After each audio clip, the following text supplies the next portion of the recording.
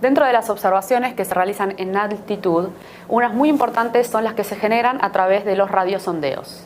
En esta sección vamos a ver cuáles son los gráficos y parámetros que se realizan a través de este método. Para hacer un resumen de todas las observaciones que se realizan en la atmósfera, podemos citar las imágenes satelitales, imágenes de radar, las estaciones meteorológicas, tanto automáticas como convencionales, y los radiosondeos. ¿Cuáles son las variables medidas por un radiosonda? Ellas son la posición geográfica, latitud y longitud a través de un GPS, la presión, la altura, la temperatura, la humedad relativa y la velocidad y dirección del viento. Además, algunas veces se pueden hacer mediciones de la concentración de ozono. Con toda esta información, ¿nosotros qué realizamos? Diagramas termodinámicos. ¿Estos para qué sirven? Dan una representación gráfica de todos los procesos que se generan en la atmósfera, utilizando estos valores que se midieron. Muestran soluciones a una serie de ecuaciones matemáticas, nos simplifican las cuentas a la hora de poder realizar el análisis a través de estos gráficos. Son una herramienta para predecir el tiempo severo, de una predicción inmediata del tiempo. Y hay diferentes tipos. Hay 4 más importantes, uno es el SQT, otro es el tefigrama, el hemagrama y el diagrama Stube. ¿Cuáles son las variables gráficas en estos diagramas? La primera serán las isobaras, sabemos que son las líneas de presión constante. Luego las isotermas, líneas de temperatura constante. Tercero, las adiabáticas secas. Sabemos que las adiabáticas secas son los gradientes de temperatura que van disminuyendo 10 grados por cada kilómetro de altitud. Las adiabáticas saturadas van disminuyendo 6,5 grados por cada kilómetro de altitud. Y por último tenemos a las isohumas, que son las líneas de mezcla de saturación constante. Este es un típico diagrama de Stube. En estos podemos ver la escala logarítmica de la presión en el eje Y, en el eje X la escala de temperaturas. Las líneas que se representan son, como dijimos, las adiabáticas secas, líneas verdes, y las adiabáticas saturadas en líneas naranjas punteadas. Luego acá se encuentran los perfiles de temperatura y de temperatura de rocío. En los tefigramas tienen graficados, igual que el anterior, la razón de mezcla de saturación en líneas punteadas violetas, luego las adiabáticas secas en líneas verdes, adiabáticas saturadas en líneas punteadas naranjas y las isobaras en líneas rojas punteadas. El diagrama de Stube, este es un diagrama que se utiliza en Estados Unidos.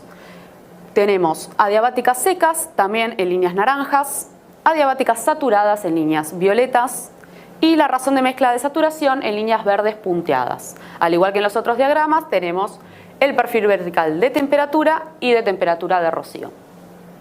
Y por último, el hemagrama. Estos son los diagramas que utilizamos en Argentina. En estos están graficados en el eje vertical la presión en escala logarítmica, la temperatura en el eje X, y luego tenemos las adiabáticas secas, líneas verdes, adiabáticas saturadas en líneas naranjas y la razón de mezcla de saturación en líneas azules punteadas. Tenemos el perfil vertical de temperatura y el perfil vertical de la temperatura de rocío. ¿Qué información se puede obtener a partir de estos diagramas termodinámicos? En los hemagramas nosotros podemos ver que a la derecha del gráfico tenemos una serie de parámetros ya calculados. Estas son las ecuaciones que decíamos anteriormente, que ya son calculadas a través de los procesos computacionales y ya vienen directamente en el hemagrama. Los mismos son: la primera sección tiene los índices de inestabilidad, luego están los niveles de condensación, luego el CAPE, el agua precipitable y la temperatura crítica, el viento máximo, la altura del viento máximo y por último la isoterma de 0 grados. ¿Cuáles son los índices de inestabilidad que arroja el hemagrama? Estos, como sabemos, son utilizados para evaluar el potencial de actividad de tormentas eléctricas y se calculan varios de ellos a partir de niveles estándar.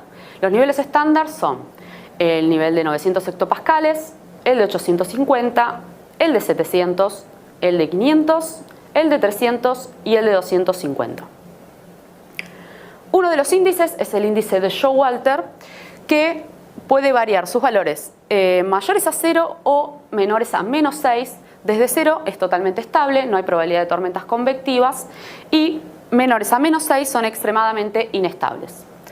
El índice de Showalter lo que utiliza es la temperatura en el nivel de 500 hectopascales en relación con la temperatura que tiene la parcela en esa altura. Otro de los índices también es el índice K, que puede variar entre 15 y mayor a 35 sus valores.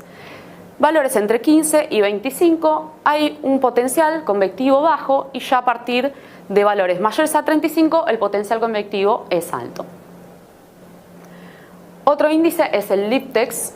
Este puede arrojar valores mayores a 4, siendo una atmósfera muy estable, sin posibilidad de convección, o valores menores a -6. Ya tenemos una probabilidad convectiva muy alta y hasta probable formación de tornados. Esto es lo que arroja este índice.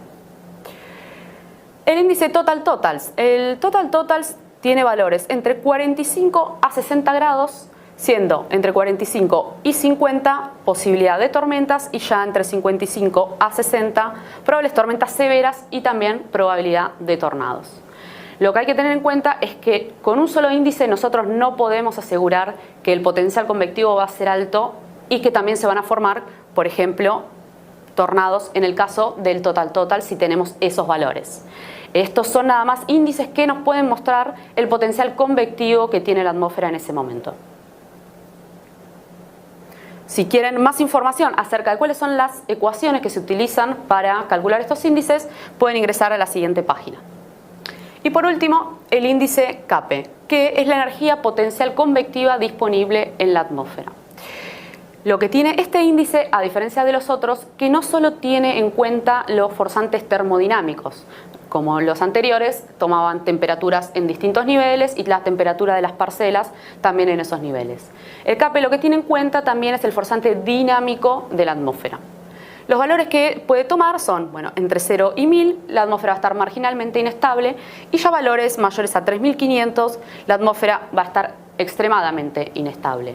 Al igual que los otros índices, esto no quiere decir que van a generarse tormentas convectivas.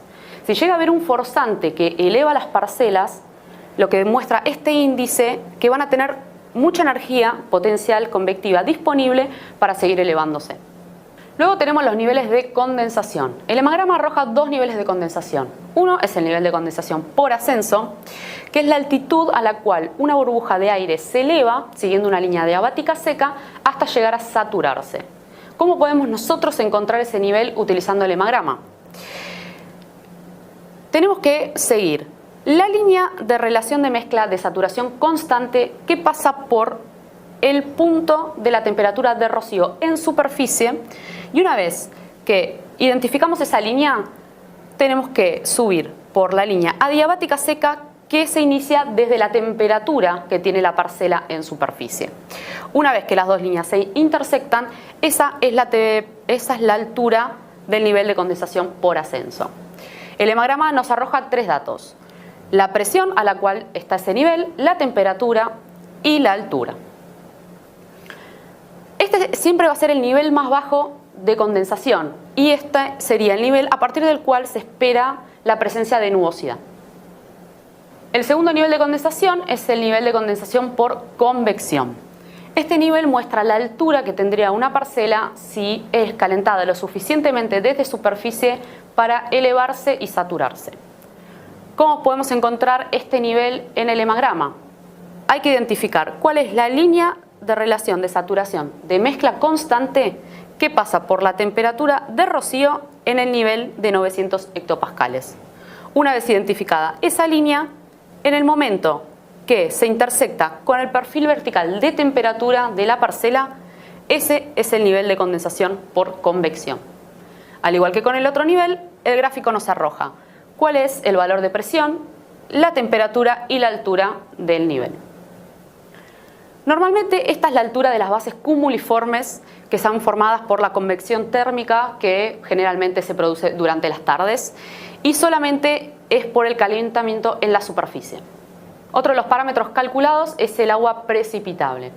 Este es la cantidad de agua en milímetros que se podría obtener si todo el vapor de agua que se encuentra en una columna de atmósfera se condensara. ¿Por qué este valor es importante? Porque a mayores valores de agua precipitable, hay más agua disponible para posibles precipitaciones. Por último, tenemos los vientos. ¿Cómo están graficados los vientos en el hemagrama? La velocidad del viento se indica con barbas. Ya sabemos que dependiendo las líneas que tenga las barbas, va a ser las intensidades de las mismas. Y la dirección del viento se representa indicando de dónde viene respecto del norte geográfico y puede variar entre 0 a 360 grados. Por lo que se puede ver en estos, tenemos un viento de 10 nudos en 900 hectopascales del sector este y en 500 hectopascales tenemos un viento de 35 nudos en dirección noroeste. Los parámetros medidos a través de los radiosondeos son de vital importancia. Son utilizados para la inicialización de los modelos de predicción numérica del tiempo. Además, son de gran ayuda en la predicción meteorológica inmediata. Son usados en estudios de contaminación ambiental y también son importantes para estudios de cambio climático en altitud.